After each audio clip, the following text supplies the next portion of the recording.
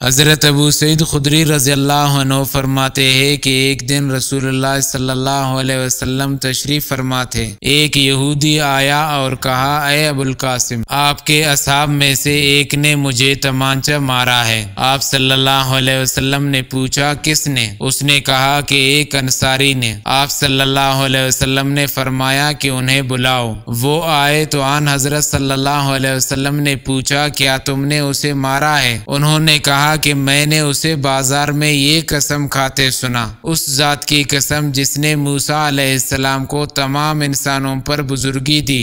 میں نے کہا، او خبیث، کیا محمد صلی اللہ علیہ وسلم پر بھی؟ مجھے غصہ آیا اور میں نے اس کے منہ پر تھپڑ دے مارا۔ اس پر نبی کریم صلی اللہ علیہ وسلم نے فرمایا، دیکھو، انبیاء میں باہم ایک دوسرے پر اس طرح بزرگی نہ دیا کرو، لوگ قیامت میں بے ہوش ہو جائیں گے۔ اپنی قبر سے سب سے پہلے نکلنے والا میں ہی ہوں گا، لیکن میں دیکھوں گا کہ موسیٰ علیہ السلام عرش الہی کا پایہ پکڑے ہوئے ہیں۔ اب مجھے معلوم نہیں کہ موسیٰ علیہ السلام بھی بے ہوش ہوں گے اور مجھ سے پہلے ہوش میں آ جائیں گے، یا انہیں پہلے بے ہوشی جو طور پر ہو چکی ہے وہی کافی ہوں گی۔